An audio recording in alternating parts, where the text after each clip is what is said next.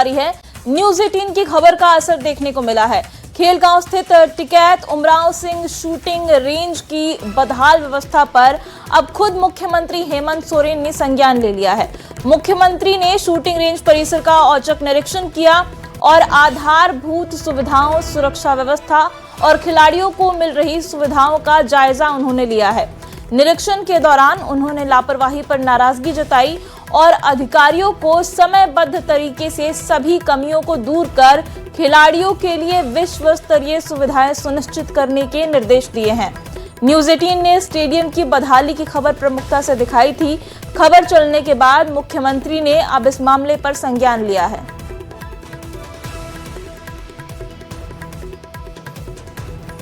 तो देखिए, न्यूज़ 18 ने स्टेडियम की बदहाली की तस्वीर दिखाई थी और इस खबर को हमने प्रमुखता से दिखाया था और किस तरीके से झारखंड के खिलाड़ियों पर इस बदहाल स्टेडियम की वजह से असर पड़ रहा है वो भी हमने दिखाया था और अब इस खबर का असर भी दिखने लगा है।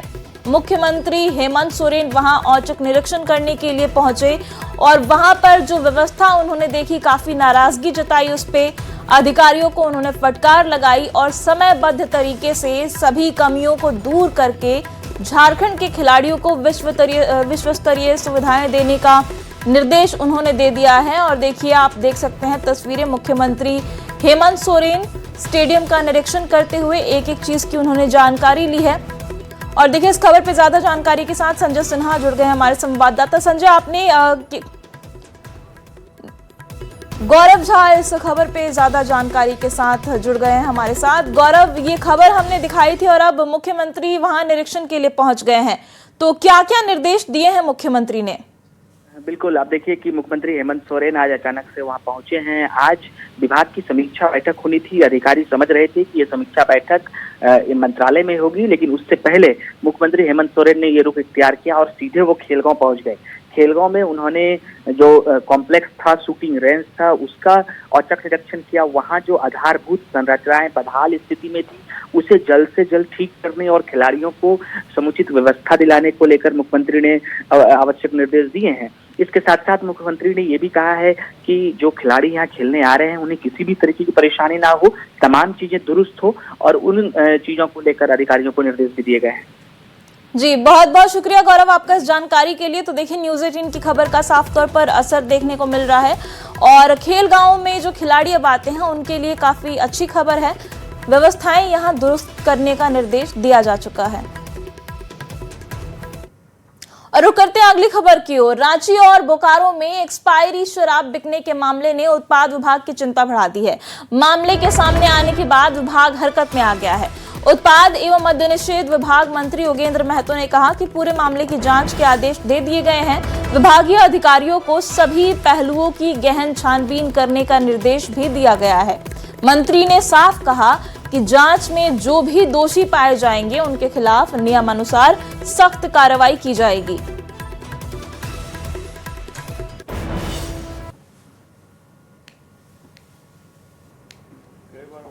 एक कस्टमर ने बियर खरीदा और जब उसमें देखा तो एक्सपायरी डेट का था। वो हंगामा भी किया। उसी उपरांत हमें भी सूचना मिला। उस सूचना के आधार पर हम जांच के बात को सही पाया कि एक्सपायरी डेट की दुकान में बियर बिक रही थी। उस पर हम लोग तत्काल संज्ञान लेते हुए जेएसपीसीएल को निर्देशित किए हैं कि अतिशीघ्र उसका जांच करके आवश्यक कार्रवाई करो। और देखिए, अगली खबर हजारीबाग से है, जहां चौपारण थाना क्षेत्र में मामूली विवाद ने हिंसक रूप ले लिया। हारपुर गांव में लोहे का दरवाजा लगाने को लेकर दो पक्षों के बीच विवाद शुरू हो गया और फिर यह विवाद मारपीट में बदल गया। आरोप है कि पड़ोसियों ने एक महिला समेत 3 लोगों पर लाठी डंडों से हमला कर दिया, जिससे वो गंभीर रूप से घायल हो गए।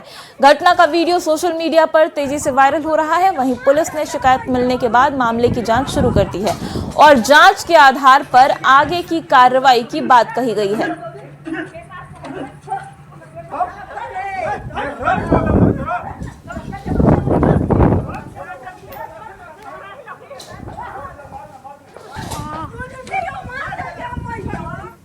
और देखिए रामगढ़ से बड़ी खबर आपको बताते हैं। कुख्यात गैंगस्टर प्रिंस खान के एक बदमाश के साथ पुलिस की मुठभेड़ हो गई और इस दौरान पुलिस की गोली लगने से अपराधी शिवराज उर्फ शिवाराम घायल हो गया है।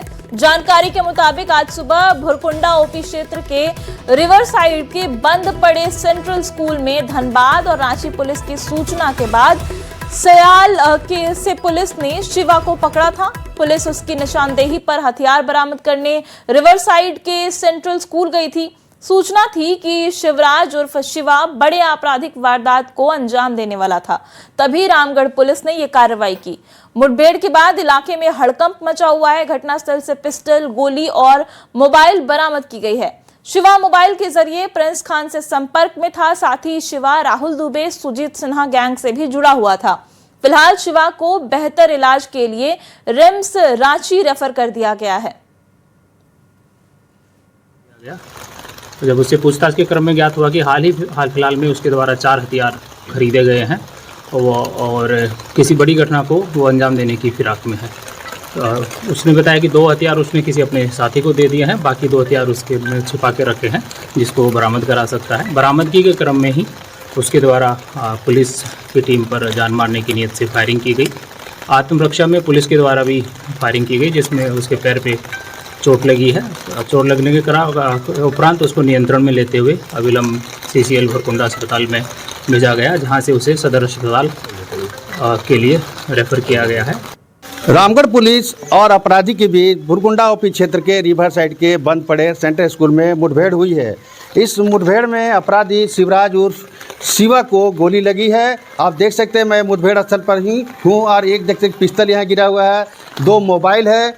बताया गया कि धनबाद और रांची पुलिस के इनपुट के बाद रामगढ़ पुलिस सक्रिय हुई और शिवा उर्फ शिवराज की गिरफ्तारी की गई और उसके निशानदेही पर पुलिस यहां हथियार बरामद करने आई थी। इसी दौरान अगले सुबह शिवा ने पुलिस पर गोलीबारी कर दी। इसी क्रम में पुलिस ने जवाबी कार्रवाई की जिसमें वो घायल हो गया है। उसे पहले CCL अस्पताल भुरकुंडा, उसके बाद सदर अस्पताल रामगढ़ भेजा गया है। रामगढ़ SP ने बताया कि हाल के दिनों में शिवा धनबाद के कुख्यात गैंगस्टर प्रिंस खान के संपर्क में था, साथ ही सुजीत सिन्हा गैंग से भी जुड़ा हुआ था। इससे पूर्व राहुल दुबे गैंग और श्रीवास्तव गैंग के लिए भी वह सक्रिय रहा था और इसी मामले में उसे पूर्व में जेल भी भेजा गया था। रामगढ़ पुलिस की यह बड़ी कार्रवाई मानी जा रही है कि मुठभेड़ में धनबाद, रांची और रामगढ़ तीनों जिले की पुलिस यहां पर शामिल थी। इस मुठभेड़ के बाद अपराधियों में हड़कंप मचा हुआ है। फिलहाल आप देख सकते हैं रामगढ़ के SP, पतरातू SDPO और 5 थाना की पुलिस यहां पर मौजूद है और गहनता से पूरे मामले की जांच की जा रही है। इसके निशानदेही पर 2 पिस्टल और 5 दर्जन गोली भी बरामद की गई है। जावेद खान, न्यूज़ 18 रामगढ़। और देखिए चाईबासा से बड़ी खबर है, जहां के मझगांव थाना क्षेत्र का कुख्यात चोर मोहम्मद नफीस पुलिस मुठभेड़ में घायल हो गया है। मोहम्मद नफीस 90 समय से झारखंड उड़ीसा सीमा से लगे इलाकों में सक्रिय था और 30 से ज्यादा चोरी और डकैती के मामलों में वांछित था। पुलिस ने चोरी के सामान के साथ आरोपी को गिरफ्तार कर लिया है। बरामदगी के दौरान आरोपी ने पहले से जंगल में छिपाकर रखी एक देसी बंदूक निकाल ली और पुलिस टीम पर 2 राउंड फायरिंग कर दी। अचानक हुए हमले के बाद उसने जंगल का फायदा उठाकर भागने की कोशिश की, लेकिन पुलिस ने जवाबी कार्रवाई में फायरिंग की जिसमें आरोपी के पैर में गोली लग गई और गोली लगते ही वो मौके पर घायल होकर गिर पड़ा, जिसके बाद पुलिस ने उसे दोबारा कब्जे में ले लिया।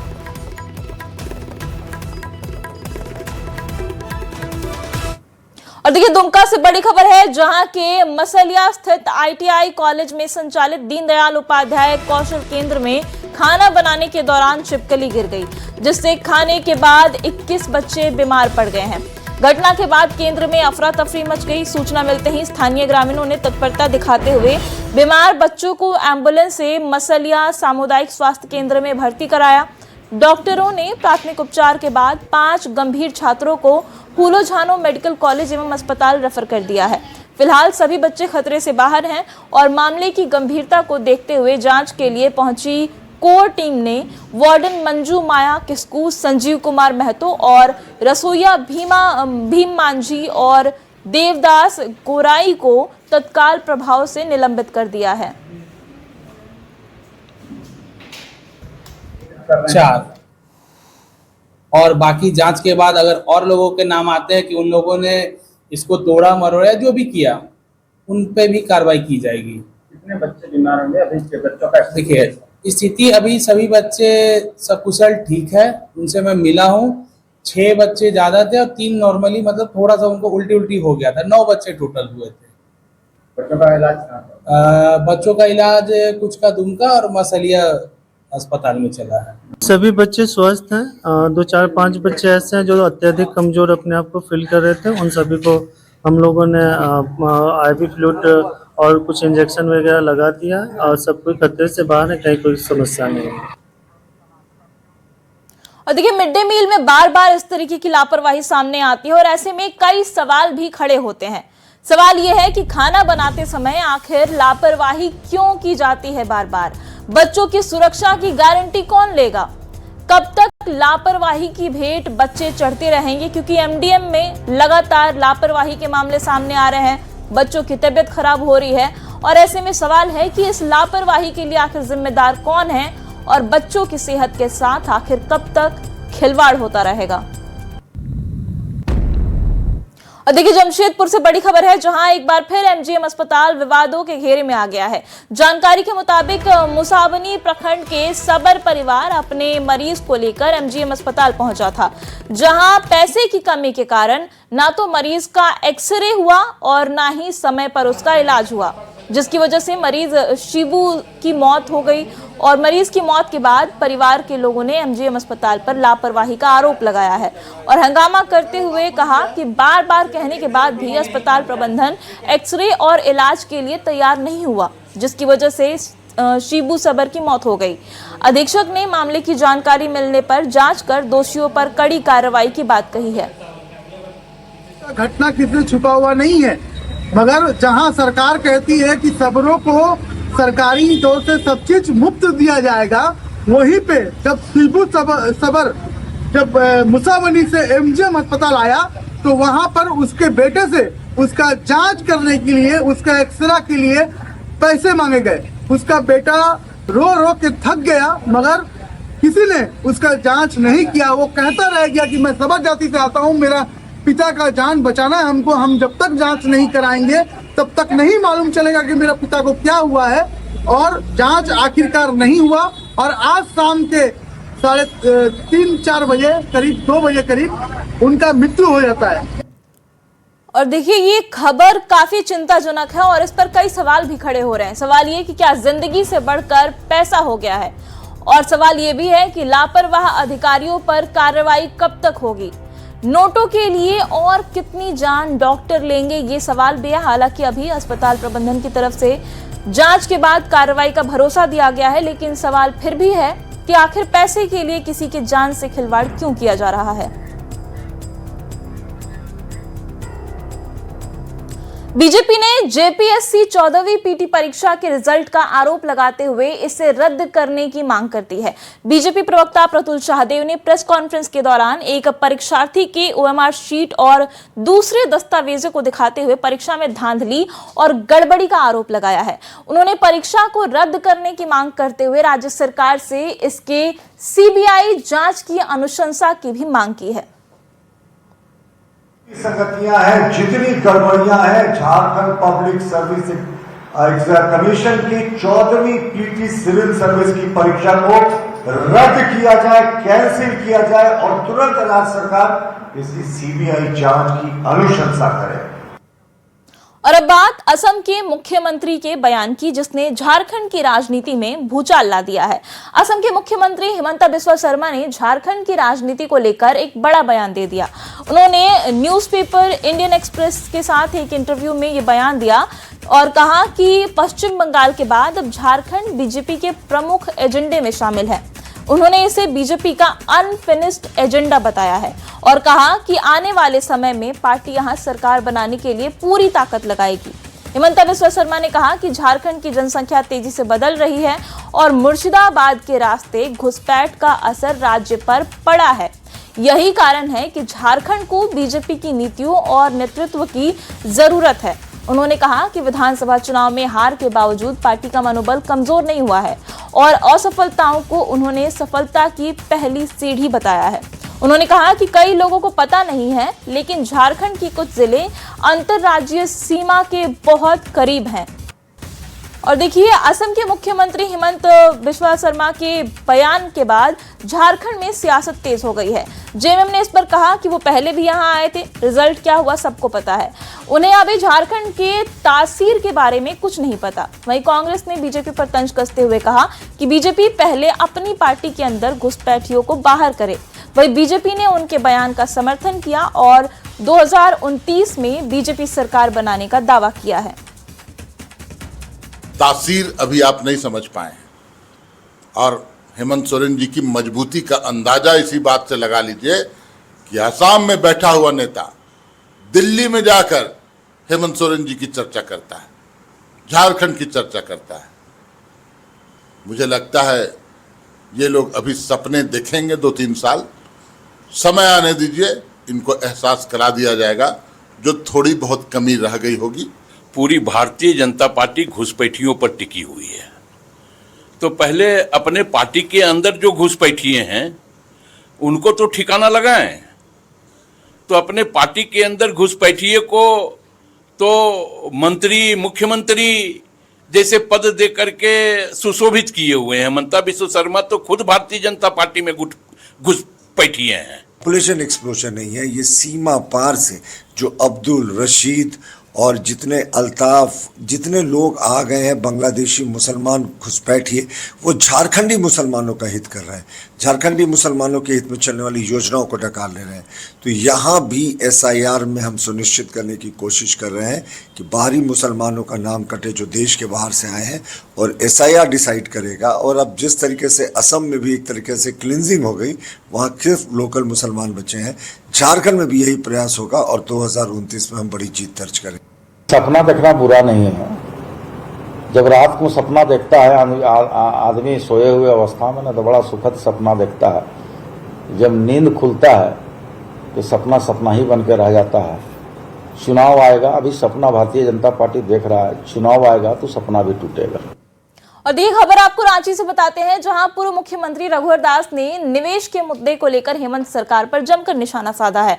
न्यूज 18 से खास बातचीत में उन्होंने दावा किया कि पिछले 7 साल में राज्य में 1 करोड़ रुपए का भी निवेश नहीं आया है। उन्होंने मुख्यमंत्री के विदेश और दिल्ली दौरों पर भी सवाल उठाए और झारखंड में सरकार बदलने का दावा किया और जुलाई के जमशेदपुर बंद को जनता के असंतोष का प्रतीक बताया है। मुख्यमंत्री हेमंत सोरेन दिल्ली गए हैं राज्य में निवेशकों को बुलाने के लिए, ताकि राज्य में एक तरीके से उद्योग क्रांति लाई जा सके। तमाम चीज़ों को लेकर मुख्यमंत्री पहले विदेश का दौरा कर चुके हैं, लेकिन इस बार कहा जा रहा है कि फाइनल है कि दिल्ली में निवेशकों को बुलाने की जो कोशिश होगी। हमारे साथ यहाँ पर पूर्व मुख्यमंत्री रघुवर दास जी से ये जानेंगे कि सर, मुख्यमंत्री कोशिशों के तहत निवेश लाया जाए झारखंड में, इसको लेकर दिल्ली गए हुए हैं। देखिए, मैं स्वागत करता हूँ माननीय मुख्यमंत्री जी निवेशक को लाने गए, लेकिन झारखंड की जनता पूछता है। इसके पहले भी 2 बार आप दिल्ली गए थे, इवेंट कराए थे, इसके बाद आप विदेश भी गए थे, 1 रुपये का भी आया है निवेश। जो झारखंड की स्थिति है, चाहे कानून व्यवस्था हो, चाहे झारखंड की नीति निर्माण का हो, चाहे नीयत का हो, कॉमन सेंस समझ कि हर मंच से आप भी कह रहे हैं, बीजेपी के हर नेता कह रहे हैं कि ज़्यादातर राज्यों में बीजेपी एनडीए की सरकार है। झारखंड को लेकर कोई रणनीति ऐसी नहीं बन पाई या कोई नीति ऐसी नहीं कि जनता भरोसा नहीं कर पा रही। भारतीय जनता पार्टी ने घोषणा की थी 3 जुलाई जमशेदपुर बंद, और जमशेदपुर का बंदी ऐतिहासिक अभूतपूर्व स्वस्फूर्ति, चाहे छोटे छोटे दुकानदार हो गली में, स्वस्फूर्ति उन्होंने बंद करके उन्होंने बता दिया। जमशेदपुर की जनता ने के माध्यम से झारखंड की जनता ने बताया कि सरकार के खिलाफ कितना जन आक्रोश। यहाँ पर रघुवर दास जी साफ कर रहे हैं कि जनता जाग चुकी है और देश के अन्य राज्यों की तरह जहाँ भी ज़्यादातर राज्यों में दावा बोल रहे हैं कि बीजेपी की सरकार है, एनडीए की सरकार है, झारखंड में भी बीजेपी की सरकार बन रही है। इसको लेकर रघुवर दास जी दावा कर रहे हैं। संजय कुमार सिन्हा, न्यूज 18, रांची। और अब बात मानसून की करेंगे। रांची के सबसे बड़े पिंडरा थोक मंडी मानसून की बारिश में बदहाल नजर आ रही है। लगातार 2 दिन से हो रही बारिश के कारण कई दुकानों की छत से पानी टपकने लगा है, जिसकी वजह से आलू प्याज को बचाना अब बहुत मुश्किल हो गया है। करीब 30 साल पहले बनी ज्यादातर दुकानें रखरखाव के अभाव में जर्जर हो चुकी हैं। मंडी परिसर में जल जमाव और गंदगी से व्यापारियों को भारी परेशानी का सामना करना पड़ता है। बता दें कि 600 से ज्यादा दुकानों से सरकार को हर साल करोड़ों रुपए का राजस्व मिलता है, लेकिन मरम्मत और मेंटेनेंस पूरी तरीके से नदारद है। देखिए संवाददाता संजय कुमार सिन्हा की एक खास रिपोर्ट। मानसून का महीना, राजधानी रांची के पिंडरा में बारिश की फुहार के बीच कारोबार। जी हां, दोनों के तालमेल को समझना बेहद जरूरी है। वो पिंडरा बाजार जहां से राज्य सरकार को सालाना करोड़ों रुपए राजस्व के तौर पर प्राप्ति होती है, वास्तव में वो पिंडरा बाजार मानसून के महीने में कैसा दिख रहा है, कारोबार हो रहा है तो कैसे। सबसे पहले हम एक दुकान में हैं, जरा दुकान की तस्वीर देख लीजिए। और दुकान में देख सकते हैं कि यहाँ पर दुकान की छत की बात करें तो छत कई जगहों से रिश्ता हुआ नजर आ रहा है। मतलब पानी जो है बारिश का, वो सीधे वो पानी से नीचे गिर रहा है। हम लोग को काफ़ी हर बरसात में क्षति होता है। दुर्भाग्य है कि राजधानी की मंडी पिंडरा बाजार समिति है, जहाँ के करोड़ों का डेयरी कारोबार होता है, और वहाँ के बाजार समिति का छत की ऐसी पोजीशन है। हम लोग हर साल लाखों रुपए नुकसान देते हैं, तिरपाल से ढक ढूक के किसी तरह से व्यापार करते हैं। जब से बाजार समिति शुल्क हटा है, तब से बाजार समिति पदाधिकारियों का यहाँ से ध्यान हट गया है। फ़ोन पे बात हुई थी और उनका कहना था कि आप सूची बनाकर एक दे दे तो आगे मैं इस चीज़ की जितना जल्द से जल्द ठीक ठाक रख रखाव के लिए व्यवस्था करें। तो सचिव की तरफ से निर्देश मिला था कि जल्द ही जितनी भी तरह की पहले जो समस्याएं थी कचरा जी, तो सरकारी जवाब हुआ, लेकिन पिंडरा में कारोबार सालों से हो रहा है। क्या इस मानसून भी इतनी बूंदों के साथ गुजरेगा? ऐसा तो संभवतः नहीं होनी चाहिए, क्योंकि बहुत हमारे व्यापारी साथियों का सबका ये कंप्लेन है कि ऐसी व्यवस्थाएं तो कहीं ना कहीं बहुत पुरानी जर्जर व्यवस्था में है। और 1997 से ये दुकानें बनी हुई हैं, लेकिन समय समय पर मरम्मत नहीं हुआ। सामान को बचाने में कारोबारी जुटे हैं। सवाल है कि तमाम समस्याओं से निजात आखिर मिलेगा तो कब। संजय कुमार सिन्हा, न्यूज़ 18, रांची। धनबाद में मानसून की पहली अच्छी बारिश ने नगर निगम की तैयारियों की पोल खोल दी है। शहर के कई प्रमुख इलाकों में जल जमाव से लोगों को भारी परेशानियों का सामना करना पड़ता है। सड़कों पर पानी भरने से यातायात प्रभावित हुआ है और कई जगह जाम की स्थिति बन गई है। इस बीच विपक्ष ने भी सरकार और नगर निगम पर निशाना साधते हुए जल निकासी व्यवस्था को लेकर सवाल उठाए हैं और स्थायी समाधान की मांग की है।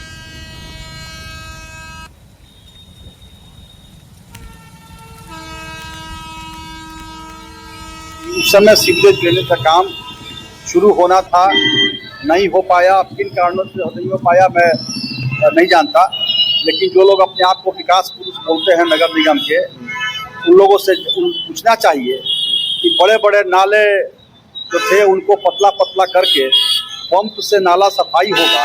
बड़े बड़े ख्वाब दिखाया धनबाद के लोगों को, वो क्या हो। मानसून के आगमन के साथ रामगढ़ में पारंपरिक आस्था और संस्कृति की झलक देखने को मिल रही है। अच्छी बारिश, बेहतर फसल और खुशहाली की कामना को लेकर ग्रामीण पूरे विधि विधान से आषाढ़ी पूजा कर रहे हैं। पीढ़ियों से चली आ रही इस परंपरा में विशेष पूजा अर्चना, भोग और सामूहिक प्रसाद वितरण का आयोजन किया जाता है। ग्रामीणों का विश्वास है कि इस पूजा से अच्छी बारिश होती है और खेत खलिहान हरियाली से भर जाते हैं। उनकी अच्छी बारिश के लिए, अच्छी फसल के लिए, हरियाली के लिए ग्रामीण आषाढ़ी पूजा कर रहे। देख सकते हैं अभी ग्रामीण जो है प्रसाद ग्रहण कर रहे हैं। खीर जो है प्रसाद के रूप में यहाँ पर बना है। चूँकि इस बार मानसून की अच्छी बारिश नहीं हो रही है, इसके कारण जो है धान का बिचड़ा अभी कहीं कहीं नहीं लगा है, और उसी बारिश के लेकर के, हरियाली को लेकर के, अच्छी फसल को लेकर के ग्रामीण यहाँ पर पाहन के माध्यम से यहाँ पर पूजा कर रहे हैं। पहले मुर्गे की बलि दी गई, उसके बाद जो है खीर बनाया गया प्रसाद के रूप में। ये हम लोग हरियाली अच्छा से और खेती बाड़ी अच्छा से हो और खेत में मतलब फसल अच्छा से हो, इसके लिए कर रहे हैं। बारिश अच्छा हो इसके लिए। हाँ, अच्छी बारिश के लिए। तो क्या कुछ बना है अभी तो हम लोग पाहन के द्वारा जो पूजा हुआ, उसमें हम लोग खीर बनाए हैं, है ना। हर वर्ष आप लोग करते हैं? हर वर्ष जब से मतलब पता नहीं कितने युगों से हो रहा है, तो नहीं बोल पाएंगे। पाहन है, आपका क्या नाम है? ठुट्ठा मुन्ना मेरा नाम है। पूजा हो गया? हाँ, पूजा हो गया। क्या मांगे? बारिश अच्छी हो? बारिश अच्छी होगी बारिश? बारिश हो चलते कराइए। अच्छा, अब फसल भी अच्छा हो इसके लिए कामना किए हैं? हाँ। तो पूजा हो गया, मुर्गे की बलि हो गई और खीर बना प्रसाद के रूप में ना? हाँ। तो देख सकते हैं पाहन ये थे और बता रहे हैं कि आषाढ़ी पूजा जो है वो अच्छी वर्षा के लिए और अच्छी फसल के लिए यहाँ पर किया जा रहा है। चूँकि झारखंड में वैसे भी मानसून की बारिश कम हो रही है, ऐसे में आषाढ़ी पूजा के बाद जो है यहाँ पर अच्छी बारिश हो इसकी कामना यहाँ पर पाहन और ग्रामीण कर रहे हैं। जावेद खान, न्यूज़ 18।